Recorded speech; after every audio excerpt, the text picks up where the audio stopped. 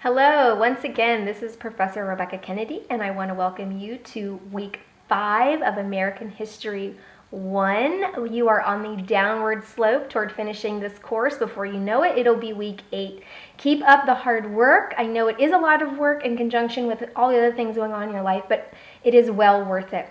This week, we will pick up where we left off. So last week, we talked about the founding of our nation, and in particular the Constitution and the Bill of Rights. So we're going to pick up there.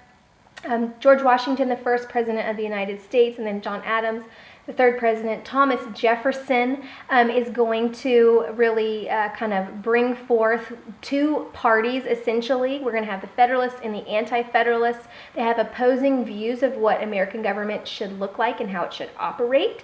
Those ideas are kind of still present in our parties today, so pay close attention to what the Anti-Federalists and the Federalists are arguing about, and see if you can kind of pick up on any strains of that in today's politics. Now, word of encouragement: if you find similarities to the Federalists and the Anti-Federalists, it doesn't mean that the Federalists are today's, Democrats or Republicans, and the Anti-Federalists are today's Democrats or Republicans.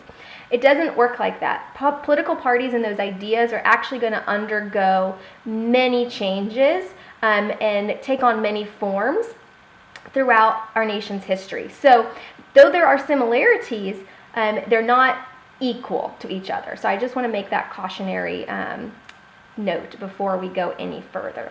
Again, this unit is full of great stuff. We're going to talk about the War of 1812. We're going to talk about Republican motherhood. What role do women play in the United States? They can't vote. They can't hold public office. They can't really do much. And so, they need to feel like they are valuable or they are a part of the nation. And so this idea of Republican motherhood is really important. So we'll talk about that. Talk about, the first several presidents in the United States, Monroe, the era of good feelings when everything seemed to be going pretty well, the War of 1812 against the British.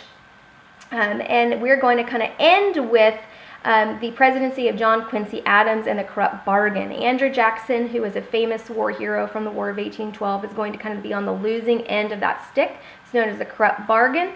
And that is going to come back and kind of haunt the United States. And Andrew Jackson's presidency is very well known in American history, and we'll pick up with that next unit in Unit 6. So chock full of good stuff this week. You have 2 assignments. You have a journal and an assessment. Please treat both of those like an essay.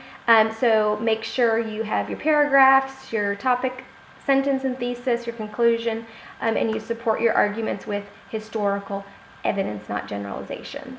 I look forward to reading your work, and I hope you enjoy this week. Have a great day.